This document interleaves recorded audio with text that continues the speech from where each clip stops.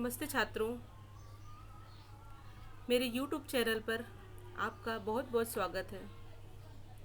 आज मैं आपको हिंदी लोक भारतीय कक्षा 10 की कविता भारत महिमा को पढ़ाने जा रही हूँ, जिसके कवि हैं जयशंकर प्रसाद जी। इस कविता में इन्होंने अपने देश की प्रकृति का वर्णन करते हुए इन्होंने कहा है कि हमारा देश हिमालय की गोद में बसा हुआ है और भारत की महिमा का गुणगान करते हुए इन्होंने कहा है कि अतीत की जो गौरव गाथा है, इस कविता में इन्होंने इसकी प्रस्तुति की है। चलिए शुरू करते हैं। भारत महिमा। हिमालय के आंगन में उसे किरणों का दे उपहार, उषा ने हंस अभिनंदन किया और पहनाया हीरक हार। भारत का प्रकृति सरताज हिमालय का गौरव गान करते हुए कवि कहते हैं कि सूरज की पहली किरणें जब हिमालय की श्रृंखला पर गिरती हैं तो धीरे धीरे बर्फीली चोटियाँ चमक उठती हैं। सफ़ेद बर्फ पर जब यह किरणें फैलती हैं तो यह बर्फ की चोटियाँ हीरे के समान चमक उठती हैं, मानो सुबह ने हिमालय के आंगन में किरणों का उत्सव कर दिया हो और उसे हीरे का हार पहना दिया हुआ है, ऐसा प्रतीत होता है। और यह देख करके सुबह भी खुशी से झूम उठती है। जगे हम लगे जगाने विश्व, लोक में फैला फिर आलोक। व्योमतम पुंज तब हुआ नष्ट, अखिल संस्कृति हो उठी अशोक। सूर्योदय होते ही पूरे संसार में खुशियाँ आ जाती हैं, अर्थात जब सुबह होती है तो अंधकार दूर होता है, यानी अंधकार के बाद नए दिन का प्रारंभ होता है। सूर्य की किरणें धरती पर गिरते ही हम नए दिन का स्वागत करते हैं और स्वागत करने के लिए जग जाते हैं और दूसरों को भी जगाते हैं।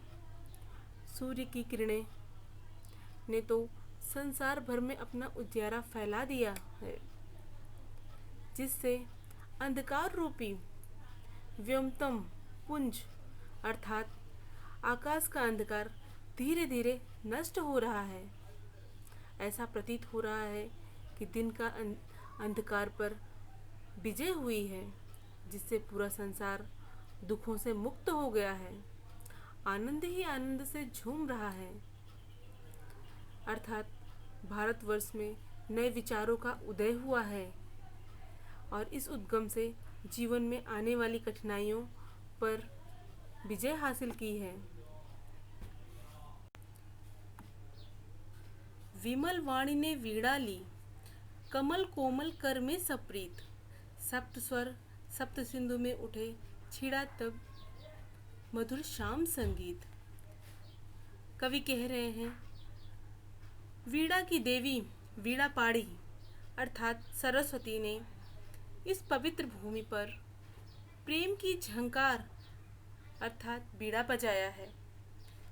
सप्त सिंधुओं में सातों स्वरों की मनमोहक सरगम गूंजने लगी है, जिससे मधुर संगीत का जन्म हुआ है और इस महान देश में संगीत के वेद साम वेद की रचना हुई है।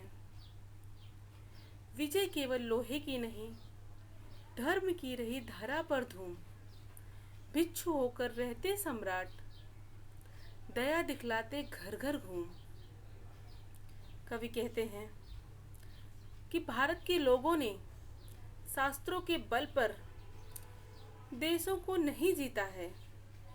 यहाँ प्राचीन काल से ही लोगों के मन में धर्म की प्रखर भावना रही है, अर्थात मजबूत भावना रही है और उन्होंने संसार में धर्म का प्रचार किया। यहाँ गौतम बुद्ध और वर्धमान जैसे महावीर पुरुषों ने जन्म लिया, जिन्होंने विशाल साम्राज्य को छोड़कर भिक्षु का स्वरूप धारण कर लिया, भिक्षु बन गए और घर घर घूम घूम कर, घर घर जा जा करके लोगों का कष्ट दूर करने का प्रयास किया, धर्म का प्रचार किया।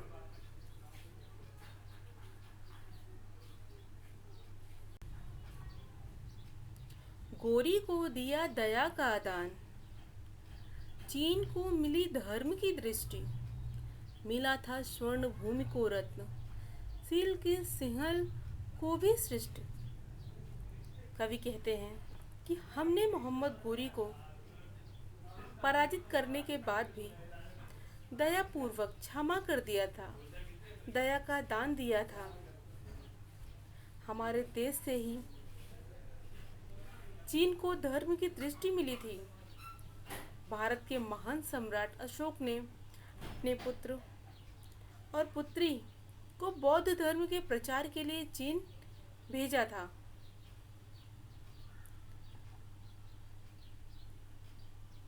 जावा और श्रीलंका के लोगों को पंचशील का सिद्धांत, अहिंसा, अस्थेय, अपरिग्रह, सत्य, ब्रह्मचर्य आदि के सिद्धांतों से अवगत कराया था।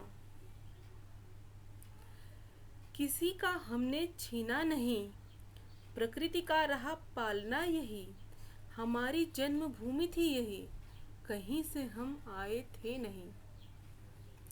कवि कहते हैं भारतवासियों ने कभी किसी की संपत्ति या किसी के राज्य को छीनने का प्रयास नहीं किया है, क्योंकि हमारे देश की प्रकृति ने ही प्रत्येक वस्तुओं की अपारता से प्रदान किया है। प्रत्येक वस्तु को प्रकृति ही हमारे देश की महान कृपा दायिनी है। भारत सदा से ही हमारी जन्मभूमि है।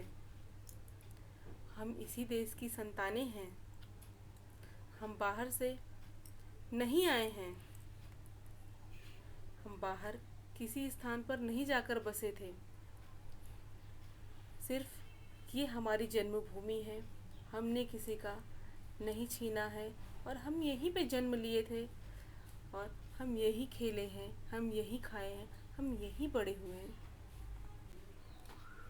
चरित थे पूत भुजा में शक्ति, नम्रता रही सदा संपन्न, हृदय के गौरव में था गर्व, किसी को देख न सके विपन्न। कवि कहते हैं भारत के लोग सदा से चरित्रवान रहे हैं। हमारी भुजाओं में भरपूर शक्ति रही है। भारतीयों में वीरता की कभी कोई कमी नहीं रही है। साथ ही नम्रता सदा हमारा गुण बनी रही है। हमने कभी अपनी उपलब्धियों, अपनी जीत पर कभी घमंड नहीं किया है। हमने अपनी सभ्यता और संस्कृति पर हमेशा गर्व किया है और हमें अपनी संस्कृति और सभ्यता पर हमेशा गर्व रहा है। हम कभी किसी को दुखी नहीं देख सकते हैं। दीन दुखियों की सेवा करने के लिए हम भारतीय सदैव तत्पर रहते हैं। ऐसी है हमारी भारत भूमि। हमारे संचय में था दान, अतिथि थे सदा हमारे देव, वचन में सत्य, हृदय में तेज, प्रतिज्ञा में रहती थी टेव। कवि कहते हैं हम यदि धन और संपत्ति का संग्रह अर्थात इकट्ठा करते भी थे तो वो दान देने के लिए इकट्ठा करते थे। दानवीर भारतीयों का गुण रहा है, क्योंकि हमारे भारत में दान अधिकतर दिया जाता है। हमारे देश में अतिथियों को सदा देवताओं के समान माना जाता है। भारत के लोग सत्य बोलना अपना धर्म समझते हैं और हमारे हृदय में तेज था, गौरव था। हम सदा अपनी प्रतिज्ञा पर अटल रहते थे। चाहे जो भी हो जाए, हम जो प्रण करते थे वो पूरा करते थे। इसलिए कहा गया है प्राण जाए पर वचन न जाए। यही हमारे जीवन मूल्य रहा है। वही है रक्त, वही है देश, वही साहस है वैसा ज्ञान, वही है शांति, वही है शक्ति, वही हम दिव्य आर्य संतान। कवि कहते हैं आज भी हम भारतवासियों की खून में वही रक्त है, हमारे शरीर में आज भी वही रक्त प्रवाहित हो रहा है। आज भी हमारा देश वैसा ही है। आज भी भारतीयों में वैसा ही साहस हिम्मत है। भारतीय आज भी ज्ञान के क्षेत्र में सबसे आगे हैं। आज भी हम पहले के समान शांति के पुजारी हैं। आज भी हम शांति चाहते हैं हर देश से। देशवासियों में वैसी ही शक्ति है। हम उन्हीं दिव्य आर्यों की संतानें हैं।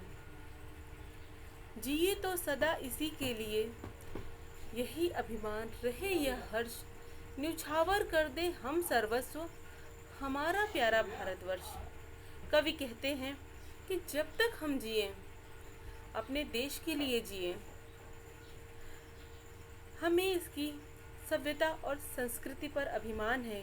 हमें देश की सभ्यता और संस्कृति और गुणवानता पर विश्वास है और हमेशा यह हर्ष खुशी रहेगी कि हमने इस जन्मभूमि पर जन्म लिया है। यह हमारा प्यारा भारतवर्ष है। यदि कभी आवश्यकता पड़े तो इसके लिए हम अपना सब कुछ निछावर करने को तैयार हैं। हम अपने आप को भी बलिदान करने के लिए तैयार हैं। धन्यवाद बच्चों।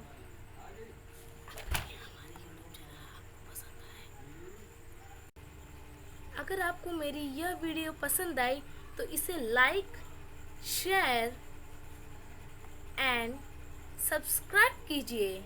धन्यवाद।